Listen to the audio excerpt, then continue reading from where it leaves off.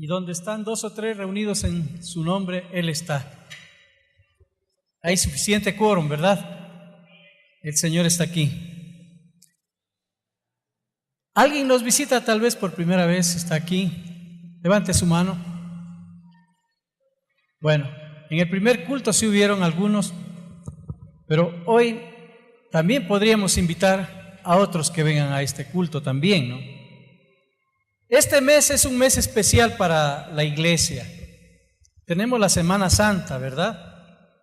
Y desde el viernes, sábado y domingo vamos a tener actividades especiales por la Semana Santa, 19, 20 y 21 de abril. También tenemos el aniversario de la iglesia, un año más. No recordamos porque estamos envejeciendo, sino que tenemos que evaluarnos y decir, ¿qué es lo que ha hecho el Señor en el pasado? ¿Qué es lo que hace hoy? ¿Y qué es lo que va a hacer el Señor? Como iglesia no podemos seguir sin entender qué es lo que Dios está haciendo, qué quiere hacer el Señor en nuestra iglesia. Entonces, preparémonos para poder participar de la mejor manera en esta celebración que es muy importante para nosotros. Pero también nos preparamos entendiendo bien qué es la iglesia, qué dice la Biblia sobre la iglesia, qué es la iglesia según la Biblia. Porque según el concepto humano hay muchos errores en cuanto a la iglesia. ¿Qué también será la iglesia? Para algunos, bueno, es una cosa, para otros es otra, y así hay diferentes conceptos.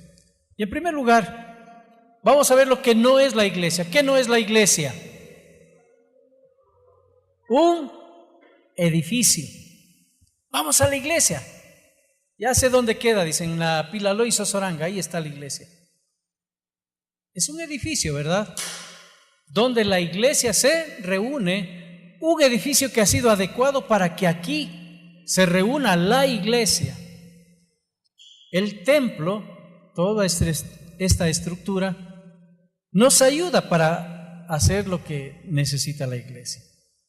Si hay que orar, si hay que discipular, si hay que también cantarle al Señor, el Señor ha ido facilitándonos poco a poco lo que necesitamos para rendirle culto al Señor. Entonces, ¿el edificio es la iglesia? No. Tal vez por costumbre se dice, vamos a la iglesia, ahí está la iglesia, y tal iglesia queda en otra dirección, pero ese es un templo físico donde la iglesia se reúne para adorar a Dios, para estudiar su palabra. Tampoco la iglesia es, ¿qué cosa? Una organización. No es una organización. ¿Necesita organización? Sí. ¿Necesitamos estructurar la iglesia para funcionar? Sí. Pero no es una organización muerta que a la final cumple intereses humanos. No. Veamos un poquito más en la siguiente diapositiva que la iglesia no es una organización o empresa o una ONG, una asociación o club humano, mundano, sino que es un organismo vivo, activo, donde la Trinidad manifiesta su esencia, sus dones, el fruto, el carácter y las acciones, ¿no? Donde cada uno de nosotros participamos. Entonces, más que mirar una organización, miremos que la iglesia es un organismo vivo, tiene vida. Por eso crece, por eso aumenta y trata de seguir creciendo más. Ahora, cuando la iglesia dice necesita una organización, claro, las leyes de nuestro país exigen que haya un organismo o una organización que sea responsable ante las leyes por el funcionamiento de las iglesias. La Alianza Cristiana y Misionera es una organización que está en más de 80 países en el mundo, pero también aquí. Y nosotros pertenecemos a esta organización y sabemos que ellos dan cuentas ante el ministerio de cultos para que esta iglesia pueda funcionar. Porque también tenemos que sujetarnos a las leyes humanas. También hay leyes que tenemos que respetar. Si alguien abre una iglesia y dice, no me importan las leyes humanas, yo solamente obedezco a Dios, no está obedeciendo a Dios, porque Dios dice, sujétate a las autoridades, porque no hay autoridad sino las que Dios ha establecido, ¿no? Miren cómo a veces jugamos con la palabra, ¿no? Entonces, ¿la organización es necesaria? Sí, para responder ante diferentes necesidades, sea del gobierno o de las otras entidades. Muy bien, tampoco la iglesia es, ¿qué cosa? Un club social. Qué lindo que tenemos aquí un grupo, ¿no? Y nos pasamos chévere, ¿no? Hacemos paseitos, comidas, tenemos fiestas, está bien, pero ¿será eso la iglesia? Eso también pueden hacerlo otros grupos, ¿verdad? Y pueden hacerlo también y no es tan mal, ¿no? Pero la iglesia no se reduce a un club social. Cuando se ha reducido a un club social, se muere, porque ya no mira hacia afuera qué es lo que tiene que hacer, sino que solamente se mira adentro a los intereses, a veces egoístas, de los grupos. Peor, cuando dentro de la iglesia se hacen grupitos exclusivos y a los demás ni saben ni les interesa quién también será. Entonces la iglesia no debe reducirse a ser un club social para buscar solamente un bienestar muy particular, muy egoísta. Tampoco la iglesia es una idea ni propiedad humana. No es que a alguien se le ocurrió y dijo, ahora vamos a inventar la iglesia. ¿Cómo nació la iglesia? No fue por idea de algún gran hombre, algún filósofo, algún religioso, no. Estaba en el corazón de Dios. Cristo vino a comprar a alto precio su iglesia. Por eso Él dice, edificaré mi iglesia, y Él es el dueño. La iglesia no es propiedad del pastor, ni de los diáconos, ni de los líderes de diferentes ministerios. Cuando alguien dice, vamos a la iglesia del pastor tal, cuidado, el pastor no es dueño de la iglesia. Yo no tengo ninguna iglesia, hermanos. Si alguien dice la iglesia del pastor Moncada, no. Es la iglesia Emmanuel, es de Jesucristo la iglesia. Amén. Es la iglesia del Señor. Más bien nosotros servimos, abrimos las puertas, estudiamos, predicamos, analizamos la palabra para servir a la congregación, pero no somos los dueños de la iglesia. Si alguien por desgracia le cierra la puerta, cuidado, no es dueño de la iglesia, nadie aquí, absolutamente nadie. Todos somos siervos, todos somos parte de este cuerpo que es la iglesia. Muchas veces se dan esos casos y hay que tener mucho cuidado también, porque se está perdiendo el significado verdadero de la iglesia. La palabra iglesia viene del griego, la palabra eclesía. La eclesía era la asamblea donde se reunían los ciudadanos de cualquier pueblo o ciudad más grande en las naciones digamos, en Grecia, en Roma. ¿Qué hacían en esas eclesías? Trataban asuntos propios que tenían que resolverse como comunidad. Por ejemplo, tenían que sembrar una extensión de trigo, por ejemplo. Decían, bueno, en tal lugar vamos a sembrar el trigo y tales personas van a cultivarlo, vamos a invertir tanto, es decir, trataban asuntos que competían a la comunidad. O tal vez algún asunto de salubridad. Hace falta canalización de agua para este sector de la ciudad que no lo tiene. Se reunían, discutían y acordaban. De ahí toma el concepto de iglesia. Eclesía era entonces la asamblea donde todos los griegos o los romanos se reunían para tratar asuntos. Y había un lugar donde el que dirigía tenía que pararse y explicar, o si alguien tenía que exponer algún tema, lo hacía. El nombre es tomado de esta idea, no de un templo, no de un club, no de nada, sino de una comunidad que todos tenían los mismos intereses. Entonces, esos son los conceptos que se han vertido sobre la iglesia y el nombre de eclesía, de donde se origina iglesia. Pero según la Biblia, veamos, según la Biblia, ¿qué nos dice la Biblia? ¿Qué es la iglesia? En primer lugar dice que somos el cuerpo de Cristo. Somos el cuerpo de Cristo. ¿Y cómo se formó el cuerpo de Cristo? Cuando Cristo murió, resucitó, y todos los que comenzaron a creer en Él se añadieron y fueron parte del cuerpo de Cristo. ¿Dónde se inauguró? ¿Cuándo se inauguró la iglesia? En el año 30, en el capítulo 2 de Hechos dice Pentecostés. Vino el Espíritu Santo y ahí todos los que estaban reunidos recibieron el Espíritu Santo y comenzaron a predicar y comenzaron a extender la iglesia.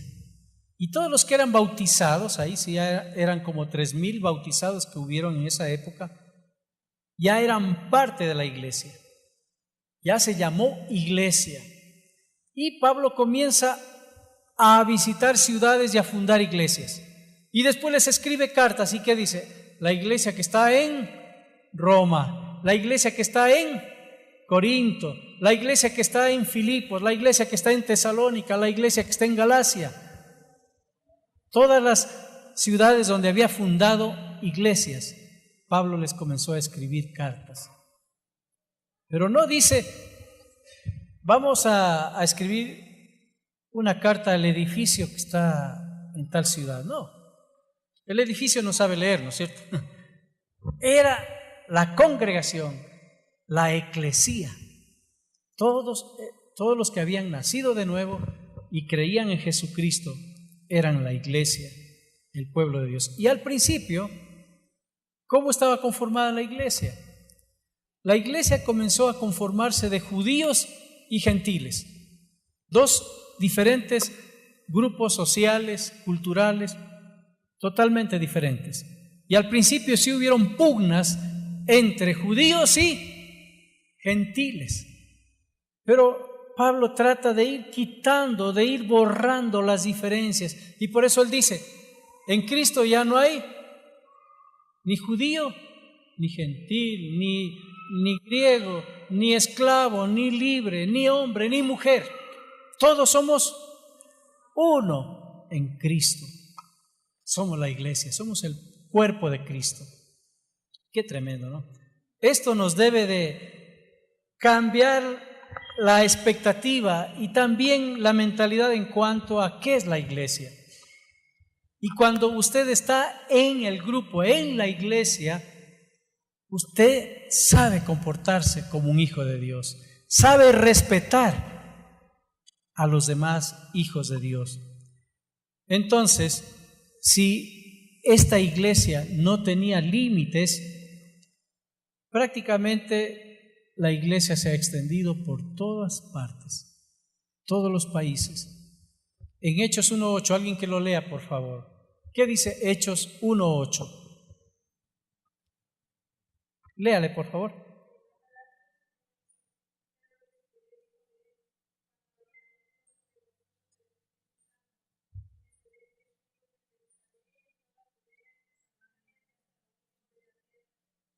Gracias, mi hermanita. ¿Cómo quería Jesús que se extienda la iglesia? A través de la predicación. Me seréis testigos aquí en Jerusalén, Era la ciudad donde murió Jesús, donde partió la historia del cristianismo, en Jerusalén.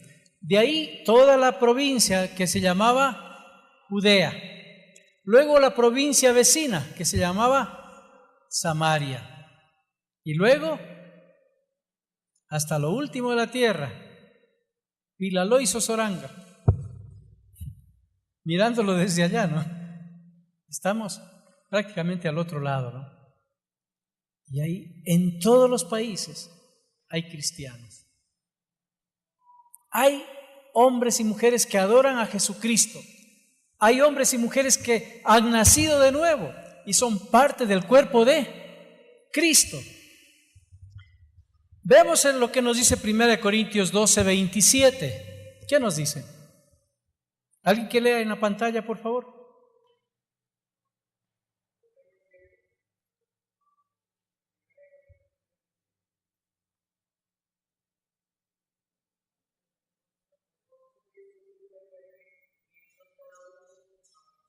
Ya, gracias. Vosotros sois el cuerpo de Cristo. Y en un castellano de acá diríamos, ustedes son el cuerpo de Cristo. Así de claro. No es que seré o no seré. Usted es hijo de Dios, es parte del cuerpo de Cristo. Y Romanos y Corintios hace una aclaración tan exacta de que todos los miembros del cuerpo son útiles, son necesarios. Y dice, no puede decirle el ojo a la oreja, no te necesito, así dice, ¿no? ¿Cómo puede rechazar el un miembro al otro? Si todos son útiles, son necesarios.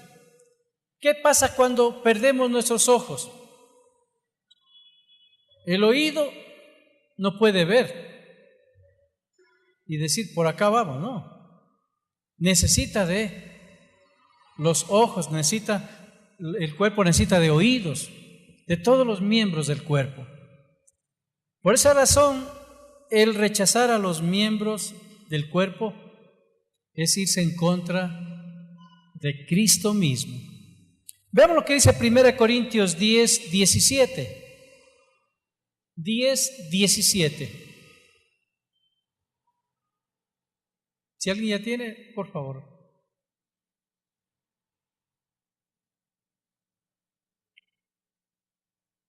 ¿O quieren leerlo ahí también?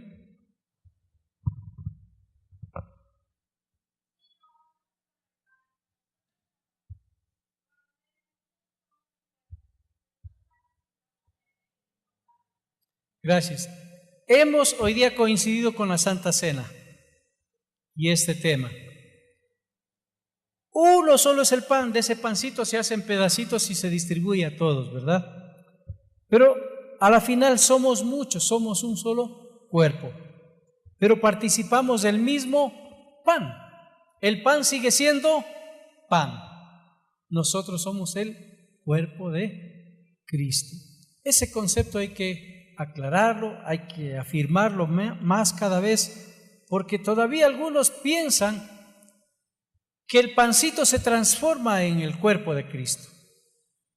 ¿Será posible que alguien diga 4 palabritas en latín y transforme al Dios infinito en un pedacito de pan? Y luego ese pedacito de pan, ¿qué hace? Se lo come. ¿Será Dios así? Definitivamente no. Dios es soberano, ni los cielos de los cielos lo pueden contener. No podemos tratar a Dios de esa manera. ¿Qué Dios será el que traten de esa manera? O se defina de esa manera. Nosotros sabemos que Dios es el creador, Dios es infinito, todopoderoso. No lo podemos reducir a nada. Si cuando Cristo tomó forma humana, fue algo que realmente era inaceptado por los judíos, porque Dios es espíritu, lo dice Juan 4:24, ¿verdad? Dios es espíritu, y los que le adoran tienen que adorarlo en espíritu y en verdad. no materialmente. Entonces sí debemos de grabarnos bien, somos el cuerpo de Cristo, la iglesia es el cuerpo de Cristo. Otro concepto también que tenemos del cuerpo de la iglesia es que es la esposa, es la novia de Cristo. ¿Cómo es eso, no? Bueno, son figuras para poder entender la relación que hay entre Jesucristo y su iglesia. ¿Cómo ve aquí en este caso a la iglesia? La ve como su prometida, su novia. Y vemos lo que nos dice Apocalipsis. Yo, Juan, vi la santa ciudad, la nueva Jerusalén, descender del cielo, de Dios, dispuesta como una esposa ataviada para su marido. Vino entonces a mí uno de los 7 ángeles que tenían las 7 copas llenas de las 7 plagas postreras y habló conmigo diciendo: ven acá, yo te mostraré la desposada, la esposa del Cordero. Esta figura tiene que ver mucho con el evento futuro también. ¿Y cómo era que se casaban en la época de Jesús? Los judíos hacían más o menos de la siguiente manera. El jovencito se enamoraba y decía: me gusta la Juanita, papá, me gusta la Juanita, ¿no? Bueno, el papá ya conocía a la chica, de qué familia era. Muy bien, vamos a hablar con el papá de la Juanita. Se iba el papá y el hijo a hablar, pero ese trato, ese convenio, era como un trato, algo que firmaban y algo que quedaba ya establecido. Pero de por medio estaba algo interesante, ¿no? Negociaba la dote.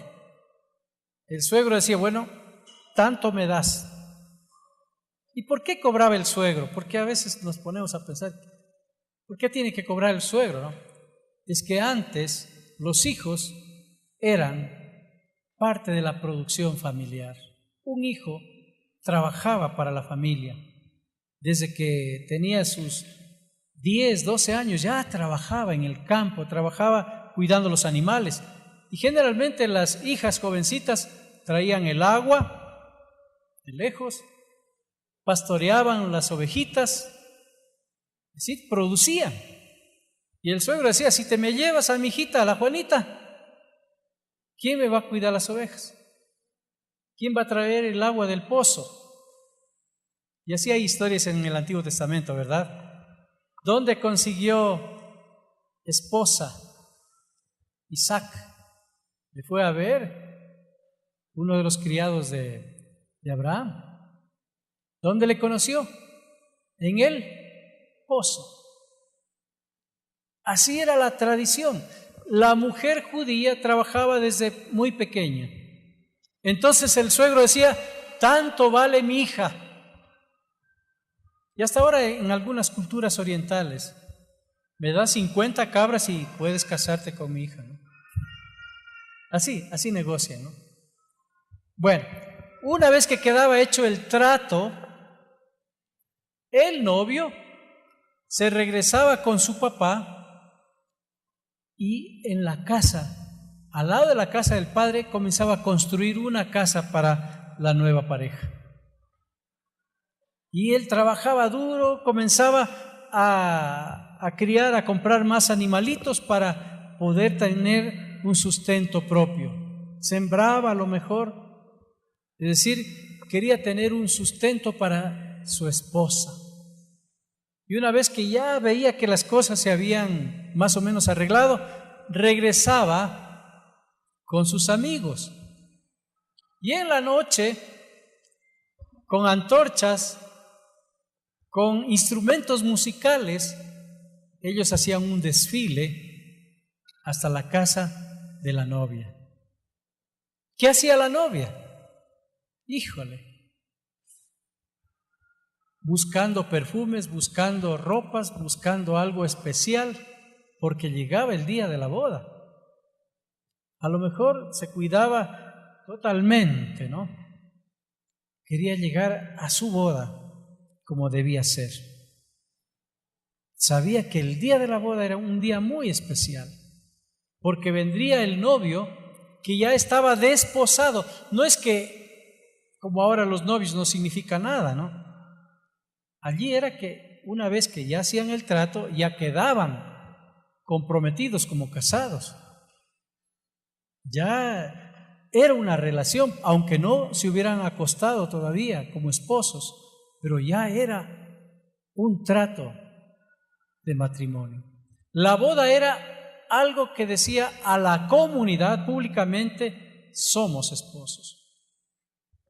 Y llegaba el novio con sus amigos, con flautas, con tambores y todos los demás instrumentos que tienen aquí los de alabanza, ¿no? Hacían bulla en la noche y se iban de regreso a la casa del padre del novio. Y ahí era la fiesta: comida, bebida, danzas, se hacía una fiesta. Eso era la boda judía. Jesús toma esa figura para decirnos que Él también ha ido a preparar casa para nosotros. ¿Qué dice Juan 14? En la casa de mi Padre muchas moradas hay. Yo he ido a preparar lugar para ustedes. Como novio, ¿verdad? Está preparando para cada uno de nosotros. ¿Qué más? Jesús dice en su palabra que a su novia quiere que sea sin mancha ni arruga. Esa novia, que es la iglesia, que es cada uno de los miembros de la iglesia, tiene que vivir en santidad y en obediencia. Por esa razón es Cristo quien va uniendo. Veamos ahí ese versículo de Efesios 4:16. Cristo es quien va uniendo a cada miembro de la iglesia según sus funciones, y quien hace que cada uno trabaje en armonía para que la iglesia vaya creciendo y cobrando más fuerza por causa del amor. Usted es miembro de la iglesia, usted tiene que crecer también. Cuando usted crece, la iglesia crece. Usted se queda ahí estancado, la iglesia también se estanca, porque usted es parte del cuerpo. ¿Qué pasa cuando una pierna crece más que la otra? Ya no puede caminar, ¿no es cierto? Es difícil que un brazo le crezca más que el otro. Está dando la mano antes que le saluden, ¿no? Pero Dios quiere que haya ese equilibrio en la iglesia, que todos y cada uno de nosotros estemos creciendo y integrándonos también. Miren lo que nos dice Efesios 5, 25 al 27. Pone como ejemplo Cristo y la relación entre el esposo y la esposa. ¿Alguien que lea, por favor? A ver si tienen de este lado Efesios 5, 25 al 27. ¿Qué dice ahí?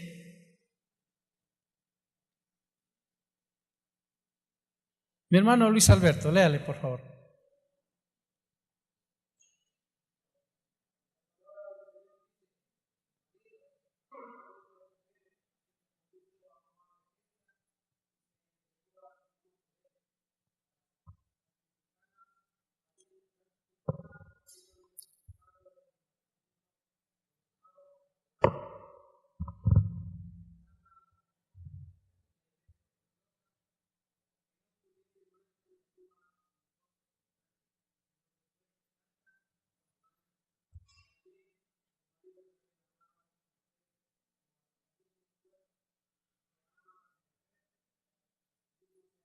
Ajá.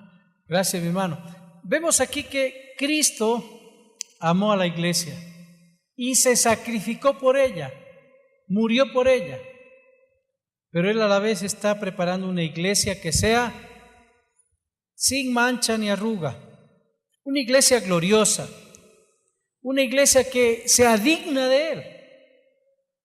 Por esa razón va a haber un evento importantísimo llamado las bodas del Cordero. Ahora la iglesia está esperando ese momento especial. ¿Cuándo serán las bodas del Cordero? Como la novia judía. ¿Cuándo vendrá el novio, no? Hasta mientras prepara los rulos, prepara todos los perfumes, las ropas especiales, que no quiere engordar y todas las demás cosas, ¿no? Pero veamos sobre las bodas del Cordero. ¿Qué dice? En Apocalipsis 19, del 7 al 9. Gocémonos y alegrémonos y démosle gloria, porque han llegado las bodas del Cordero y su esposa se ha preparado. Y a ella se le ha concedido que se vista de lino fino, limpio, resplandeciente, porque lino fino es las acciones justas de los santos. Mientras más se santifica la iglesia, mientras más obedezca al Señor, ese lino fino va a ser más resplandeciente. Pero si la iglesia comienza a descuidarse y a hacer cosas que no le agradan al Señor, ¿cómo será ese lino? De ahí nace la idea de que la boda de una novia tiene que ser de blanco, ¿verdad? Y tiene que haber pureza. Y que las acciones que sean justas, que sean delante de Dios. El que examina ese lino es el Espíritu Santo. La figura es perfecta ahí, ¿no? La iglesia tiene que cuidarse, santificarse, no enredarse en cosas del mundo, el pecado. No, eso a Dios no le agrada, ¿no? Y el ángel me dijo: escribe, bienaventurados los que son llamados a la cena de las bodas del Cordero. Y me dijo: estas son palabras verdaderas de Dios. Estas son palabras verdaderas de Dios. Si alguien dice: no, el Señor ya no va a venir, ya nada de boda, nada de cosas, ¿no? Ya eso se acabó. Cuidado. Hay teólogos, hay escritores que dicen: ya no hay bodas del Cordero, el Señor Jesús ya no va a venir. Cuidado. Estas son, que dice, palabras verdaderas ¿de quién? De Dios. Y si son palabras verdaderas de Dios, hay que creerlas, hay que esperar.